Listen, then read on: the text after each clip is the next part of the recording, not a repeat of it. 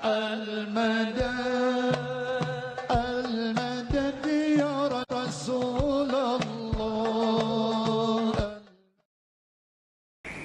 Di zaman Imam Abdullah bin Ali Al-Haddad pernah ada orang yang ingin membangun masjid, lalu memberikan syarat kepada beliau. Dia mengatakan, wahai imam, aku punya beberapa uang yang ingin aku gunakan untuk membangun masjid, tapi dengan syarat masjid itu harus ditulis dengan namaku. Maka Imam Abdullah bin Ali Al-Haddad mengatakan, jika demikian maka aku tidak akan membangunkan kau masjid. Kalau memang engkau betul-betul ingin membangun masjid, tidak harus memberi namamu, mencantumkan nama masjid fulan, masjid fulan, masjid fulan, masjid fulan, supaya dikenal kalau dia membangunkan masjid. Nah, ini bisa menghilangkan keikhlasan di dalam diri kita.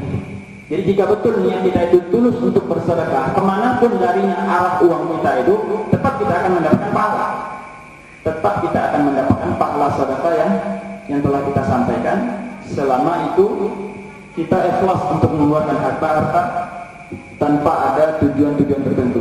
Allah bilang dalam Al-Quran, qaulun ma'rufun wa maghfiratun khairun min shadaqatin yatba'uha adha. Perkataan yang baik dan sifat saling memaafkan satu sama lain dan ampunan Allah Subhanahu wa taala lebih baik daripada sedekah yang sering disebut-sebutkan. Itu namanya dan melakukan al-man. Ya ayyuhalladzina amanu la tubtilu shadaqatikum bil man. Wahai orang yang beriman, jangan kau batalkan pahala sedekahmu itu dengan al-man, kau ucap-ucapkan. Engkau telah bersedekah di masjid ini, bersedekah di pondok ini, bersedekah di yayasan ini. Jangan disebutkan, karena bisa membatalkan pahala sedekah kita. Kita ini orang yang lemah, hati kita mudah tergoda, jika dipuji kita tersanjung, jika dihina kita tersinggung. Itulah kita. Maka kalau kita usahakan beribadah secara rahasia, secara diam-diam, supaya hati kita selamat. Karena pada umumnya kalau orang itu melihat kita berbuat baik, pasti akan memuji kita. Itulah tanda orang yang beriman kepada Allah. Rasulullah mengatakan seseorang jika melakukan amal baik, maka balasan yang nyata yang akan Allah berikan kepadanya, akan ada orang yang memuji perbuatan itu. Nah, itu balasan dari Allah, bukan kita yang mengharapkan. Jika kita berbuat baik, ada yang memberikan pujian kepada kita, maka itu merupakan balasan yang nyata dari Allah di dunia sebelum di akhirat. Nah, tapi kita sebagai pelaku, kita usahakan tetap merahasiakan amal perbuatan kita.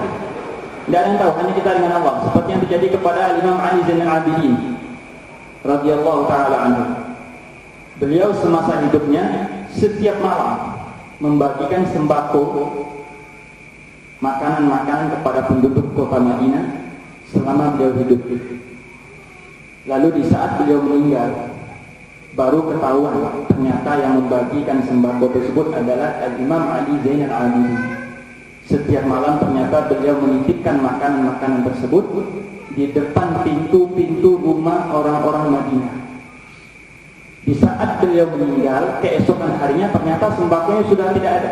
Disitulah mereka mengetahui bahwasanya yang memberikannya adalah Imam Ali Zainal Abidin, dan terlihat di pundak beliau bekas beliau mengangkat sembako tersebut. Ada bekas di pundak beliau.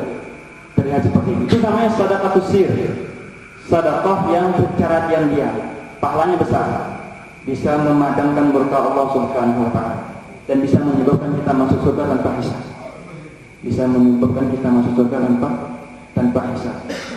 Jadi hanya Allah yang tahu. Hanya Allah yang tahu.